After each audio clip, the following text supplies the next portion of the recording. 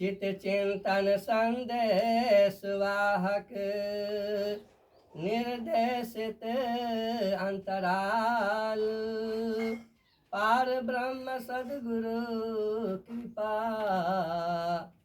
टूटहि माया जाल। सात्विक सार समय की क्रिया रूप रहा कुछ और प्रेम मगन आनंद जीवन शायद कोई गौर। सात्विक सार समय की क्रिया रूप रहा कुछ और प्रेम मगन आनंद जीवन शायद कोई गौर। सात्विक सोच सात्विक ध्यान चिंतन का प्रारूप मिला विचार किया निज कर्मों पर तब सच्चा स्वरूप मिला।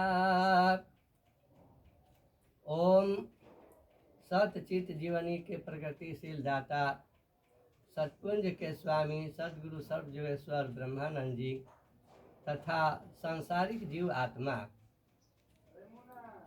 यह धरती जब भी पाप से बोझिल हो जाती है, दुष्टों की दुष्टता से यह धरती कांपने लगती है, अत्याचार भ्रष्टाचार व्यभिचार जब बढ़ जाती है तो मानव ही नहीं देवताओं को भी अति कष्ट होने लगता है। तो मानव और देवता दोनों मिलकर परमात्मा से निवेदन करते हैं कि हे प्रभु, हे परमात्मा, हे गुरुदेव, हे स्वामी, इस धराधाम पर आप आएं और हम लोगों का कष्ट दूर करें। तो सद्गुरु वही परम सत्ता यानी मानव और देवता की पुकार सुनकर इस धराधाम पर मानव तन में आते हैं और अनेक रूप धारण करते हैं।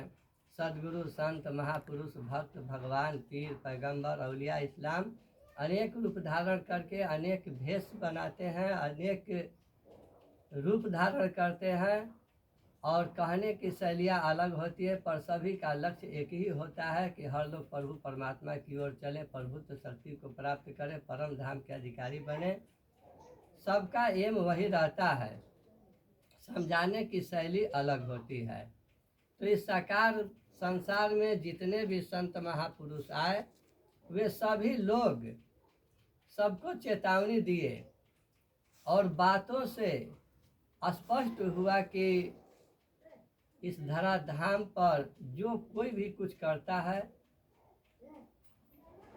उसका प्रतिफल उसे मिलता है, अच्छा का अच्छा, बुरा का बुरा।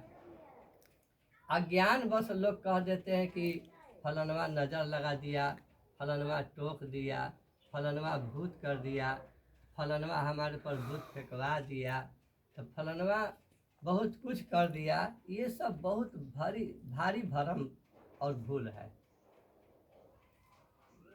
यहाँ पर जो कुछ भी सुख दुख हानि लाभ हो रही है तुम्हारे कर्म के अनुसार, जो कुछ है कर्म ही है। अज्ञान बस कहते हैं लोग कि भगवान करा दिए तो परमात्मा करा दिए। उनको क्या गरज है, उनको किसी से क्या चिढ़ है, क्या दुख है, क्या लड़ाई है, क्या झगड़ा है कि किसी को जो है अंधा बना दे, किसी को लंगड़ा बना दे, किसी को लूल्हा बना दे, किसी को धनी बना दे, किसी को गरीब बना दे। ये सब वैसी बात नहीं है। आप अपने कर्म के अनुसार जो है अंधा बन जाए, लंगड़ा बन जाए, लुल्ला बन जाए, धनी बन जाए, गरीब बन जाए, जो कुछ है आपका कर्म ही है। रोग दुख कोई सी तरह की परेशानी आती है, रोग दुख किसी तरह की परेशानी आती है तो उसके कारण आप हैं। आप अज्ञान बस कह देते हैं कि जरूर कोई कारण है, कारण तो जरूर है, लेकिन जो ध्यान चला जाता है कारण के मतलब कोई दूसरा चीज, वही गलत है। सबका कारण तुम ही हो। अपने आप को परखो, समझो, विचार करो और ध्यान देकर किसी संत महापुरुष के शरण में जाकर सफाई सच्चाई अच्छाई में जीवन ढालकर अपना ही नहीं आगे आने वाले पीढ़ी दर पीढ़ी का उद्धार करो।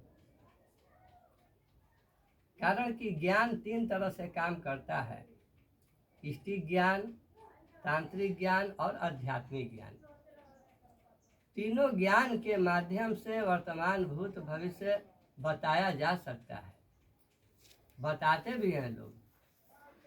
लेकिन इष्टिक ज्ञानी और तांत्रिक ज्ञानी जो होते हैं, माया चरित्र में होते हैं, उनके पास अभी लोभ, लालच, मान, बड़ाई, प्रतिष्ठा रहता है।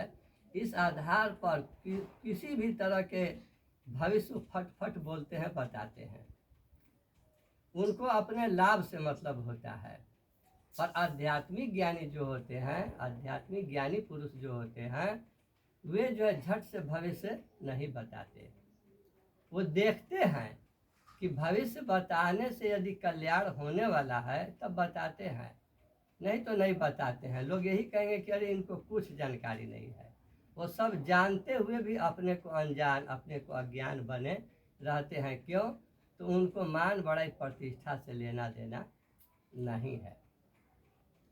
इष्टिक ज्ञानी, तांत्रिक ज्ञानी थोड़ा सा अगर कल्याण कर देते हैं, तंत्र मंत्र के माध्यम से, इष्ट के माध्यम से थोड़ा कल्याण कर देते हैं, तो उसके बदला में बहुत सा आपका संस्कार बिगाड़ देंगे। जो है झगड़ा लगा देंगे, यहाँ का भूत है, वहाँ का भूत है, ये लगा दिया, वो बजा दिया, ये कारण है, वो कारण है, कोई लड्डू में दे दिया, कोई कुछ कर दिया। यानी तरह तरह के भरम में डालकर धर्म जो है बिगाड़ देंगे, संस्कार बिगाड़ देंगे, खान पान बिगाड़ देंगे। यानी धन और धर्म दोनों ले लेंगे, तो आने वाला संस्कार बिगड़ जाएगा। एक बनाने के चक्कर में कितने बिगाड़ लिए।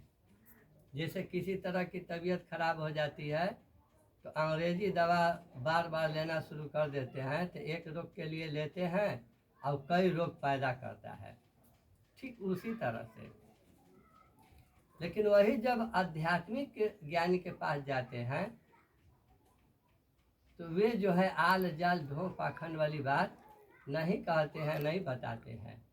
वो संस्कार की बात बताते हैं, कर्म पर ढालते हैं और कहते हैं कुछ नहीं, मेहनत से कमाओ, प्रेम से खाओ, प्रभु का गुण गाओ, सेवा में समय बिताओ, यही तुम्हारा जीवन है। और शांति प्राप्त करना चाहते हो तो ये तुम्हारे पूर्व जन्मों का संस्कार है।